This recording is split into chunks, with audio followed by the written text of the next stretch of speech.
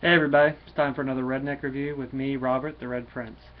Alright, today we're going to be going over Avengers number 25.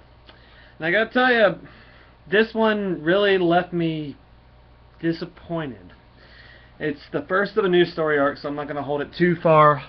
I'm not gonna hold it too far captive, but I just did not get the sense of love I do from my comics with this one. It's done by Hickman and LaRocca. Alright, well previously we already know what happened the last time I did an Avengers comic. Tony was visited by his daughter from the future who left him instructions on how to handle a couple things, getting ready for certain scenarios, and what his actions have been leading to in the New Avengers with the revitalization of the Illuminati as the New Avengers. Alright, well, how this one starts off is, and it's a $3.99 book, as most of them have been. You know, they don't make it cheap on me, so I've got to say it's going to lose a couple points just for that alone. And I hate to do that. I'm a huge Avengers fan, if you guys knows. All right, New York, Shield helicarrier. We see a Quinjet hang down into a massive crater. Boots are coming off the ground. And who is on this particular craft? But Shield director Maria Hill. They come out up here and go, what is this? I thought the site was classified as needing level 1 containment.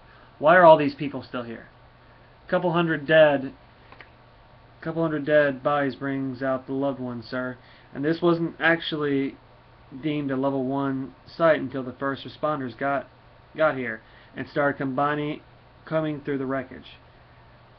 When they saw it, they ran some quick field tests and then immediately started yelling for help. That was 27 minutes ago, sir. Yeah, I remember.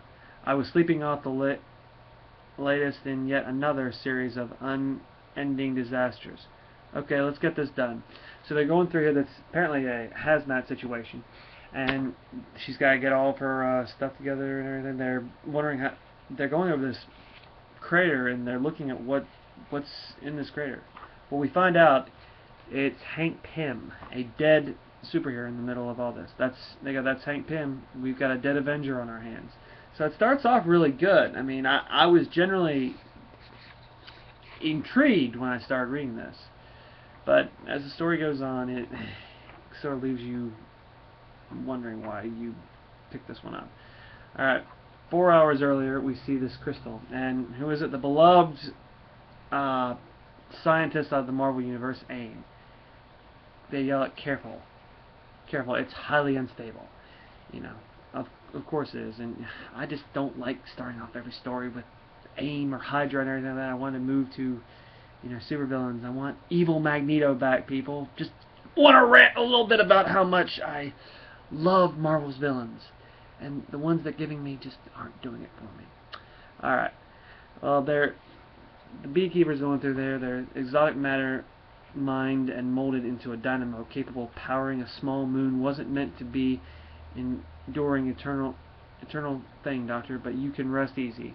If something were to go wrong, the ensuring detonation will destroy us and whatever lies within the surrounding 50-mile radius of the negative zone. Our research, however, would live on without us. So these guys, AIM is all about science, and they're about dying for science if need be. And you know, they're just not ready to. One of these guys just is not ready to make that leap. Where this story gets from is it's talking about AIM Island, and that was in the Secret Avengers. This second run, I just sort of dropped because it just wasn't doing anything for me. I mean, it just wasn't. All right, got it. We have full containment.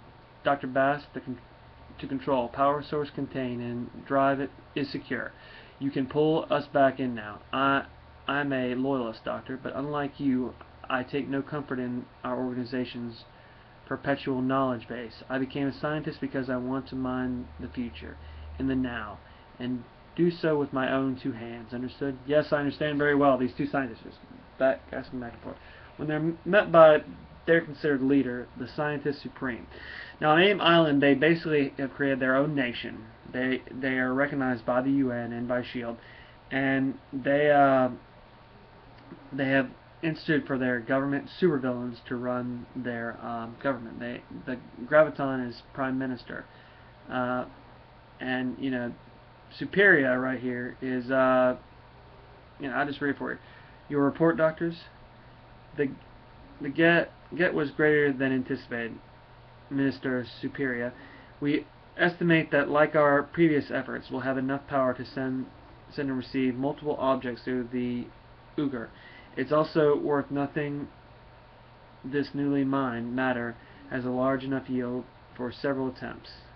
Good, and do you estimate that this will be a long-term solution for us? Yes, and talk to us about restraint. They're going through all the science talk. I'm not going to bore you with that.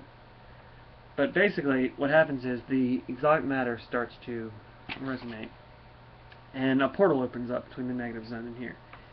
He goes, no way. All of a sudden, the Scientist Supreme, he was the really tough-looking beekeeper guy in the picture, if you saw it there. He's basically their leader. He is their, pope of science, basically. He goes, no, wait, the retrieval system is active. We have something that's, oh no, it can't be. As the Scientist Supreme looks into this portal, he goes, Code Black, lock down the lab. And all these guys in black containment suits come in, and with their guns and everything. What is it? All the impossible odds, all the improbable possibilities. We've mined everything for any possible thing, and what do we find? The Avengers. Now notice these Avengers are in their older costumes. So right then it told me right there this was not our team of Avengers. We're through. Sit rep. The armor's threat matrix shows 37 targets. At least the world's not falling down around us any longer. So guns I don't mind. I do, Thor tells him, this newer Thor, older Thor, whatever you want to call it. I do. Someone tell these men they should point their sticks in another direction.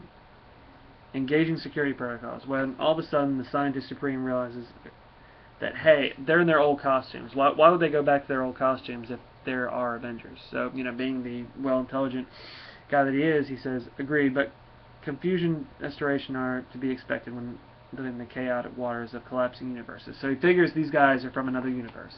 Explains their clothes, it's a logical explanation, and he just tries to go up to them and talk to them for a little bit. He goes, hold your fire, Doctor, he tells them in this picture. Now, I think it's best while tensions are high that we cast aside and preconceived notions our own history may have burdened with us. Perhaps we start fresh with of us having a new perspective for this new day, and for you, this new world. I am the Scientist Supreme. Welcome to AIM Island. And, basically one thing leads to another in this. And the story doesn't go anywhere, otherwise I'd read the rest of it. They get off of AIM Island, and Thor teleports them away. And they go into this new world that they're basically a part of, and they wonder why Thor is going through here. He can't go to Midgard. He says this world is different. And later it's revealed on through here that they were in a world where worlds were collapsing, which plays into another Avengers story going on right now in New Avengers with the Illuminati, where worlds are collapsing, and our world could be next any moment. Another plot point that goes from one comic to the other without them staying on their own stories. It's starting to really get on my nerves, I gotta say that one. So it's gonna lose points for that one. Big time with me.